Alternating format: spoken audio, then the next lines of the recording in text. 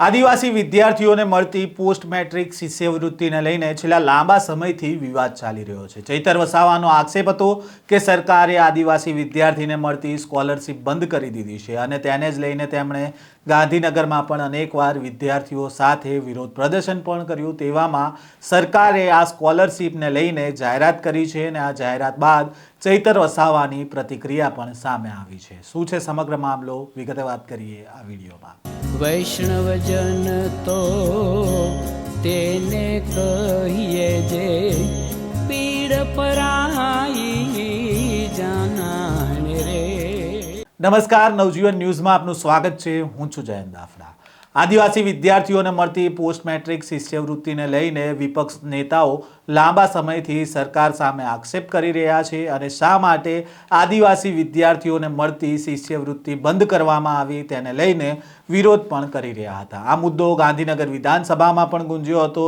સાથે જ ચૈતર વસાવાએ આદિવાસી વિદ્યાર્થીઓ સાથે બિરસા મુંડા ભવન ખાતે પણ અનેક વખત રજૂઆત કરી હતી। તેવામાં આદિવાસી સમાજના વિદ્યાર્થીઓ માટેની પોસ્ટ મેટ્રિક શિષ્યવૃત્તિ જમા કરાવવાનું સરકારે એલાન કર્યું છે અને તેને જ લઈને ચૈતર વસાવાએ આ નિર્ણયને આવકાર્યો છે અને અન્ય માંગો પણ ઝડપથી પૂરી કરવામાં આવે તે પ્રકારની માંગ પણ કરી છે। પહેલા તો શું કહી રહ્યા છે ચૈતર વસાવા, તેમને સાંભળીએ।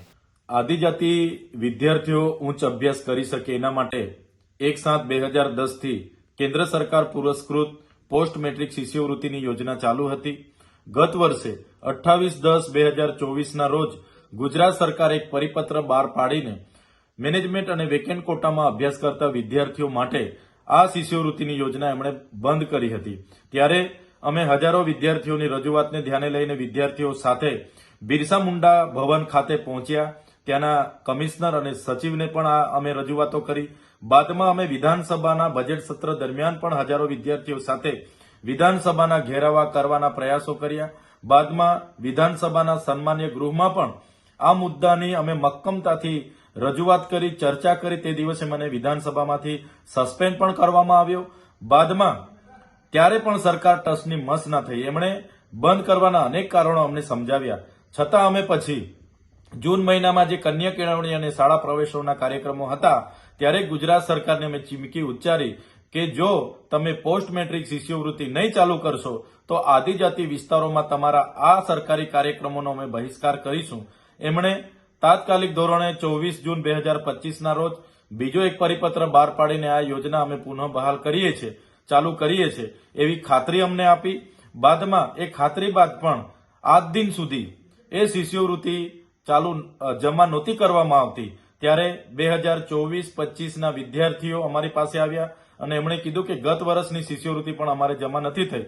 ત્યારે અમે ગત 25 નવેમ્બર 2025 ના રોજ અમે બિરસા મુંડા ભવન અને સવિર્ણ સંકુલ 1 મંત્રીશ્રીને મળ્યા અને અમે રજૂઆત કરી કે દિન 15માં જો 2024-25 ની શિષ્યવૃત્તિ જમા નહીં થશે તો અમે દિન 15 બાદ અમારે રચનાત્મક કાર્યક્રમો ગાંધીનગરમાં આપવા પડશે। જેને ધ્યાને લઈને ગત રોજ ગુજરાત સરકારના આદિજાતિ મંત્રી શ્રી નરેશભાઈ પટેલ દ્વારા પ્રેસ વાર્તા દ્વારા જણાવવામાં આવ્યું છે કે 24-25 ની 460 કરોડ પોસ્ટ મેટ્રિક શિષ્યવૃત્તિ અમે જમા કરીએ છીએ, જે એમના નિર્ણયને અમે સહજતાથી આવકારીએ છીએ। સાથે સાથે અમારા બીજા 3 મુદ્દાની પણ એમને રજૂઆત હતી કે જે ખોટા આદિવાસીના જાતિના દાખલા, કેટલાક ખોટા લોકોએ આદિવાસીના જાતિના દાખલા ઉપર નોકરી અને શિક્ષણમાં પ્રવેશ મેળવ્યો છે, એમની પણ તપાસ કરીને એમને દૂર કરવામાં આવે, કાર્યવાહી કરવામાં આવે એવી એક અમારી માંગણી હતી। બીજી કે જે હમણાંની ભરતી પ્રક્રિયામાં 40% મેરિટ ફરજિયાત આદિજાતિના ઉમેદવારોએ લાવવું એવી જે પ્રક્રિયા બનાવી છે એ પ્રક્રિયા નાબૂદ કરવામાં આવે અને અનામતના રોસ્ટર પ્રમાણે જેટલી જગ્યા આદિજાતિઓ માટે ફળવાય છે તમામે જગ્યા આદિજાતિઓ થકી જ ભરવામાં આવે એવી અમારી બીજી ત્રીજી માંગણી હતી। ચોથું કે આદિજાતિ વિકાસ વિભાગ દ્વારા સંચાલિત જે છાત્રાલયો છે એમાં મહિનાનું ફૂડ બિલ માત્ર 2100 રૂપિયા છે, એટલે પર ડેનું 70 રૂપિયા।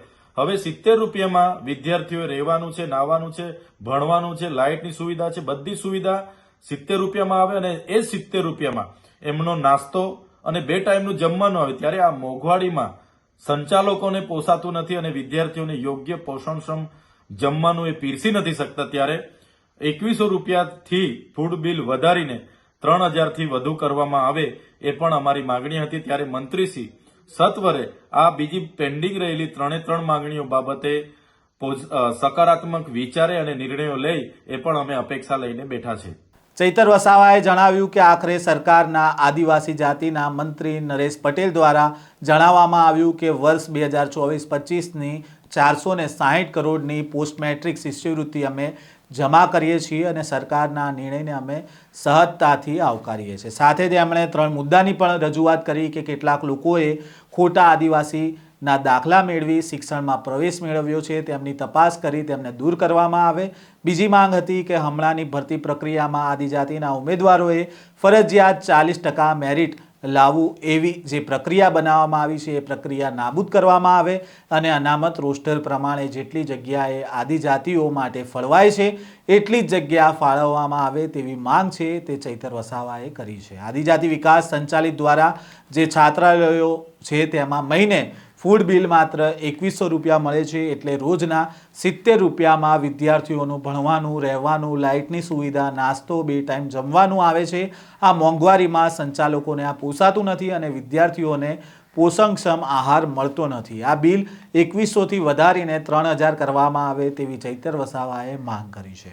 આદિવાસી વિદ્યાર્થીઓની બાકી રહેલી પેન્ડિંગ માંગણીઓ બાબતે સરકાર સકારાત્મક નિર્ણય લે એવી અપેક્ષા ચૈતર વસાવાએ રાખી છે અને આ મામલે તેમણે પોતાની જે 3 માંગ છે તે સરકાર સમક્ષ મૂકી છે. આ પ્રકારના સમાચાર અહેવાલ સાથે ફરી મળીશું. નવજીવન ન્યૂઝ સાથે જોડાયેલા રહેજો.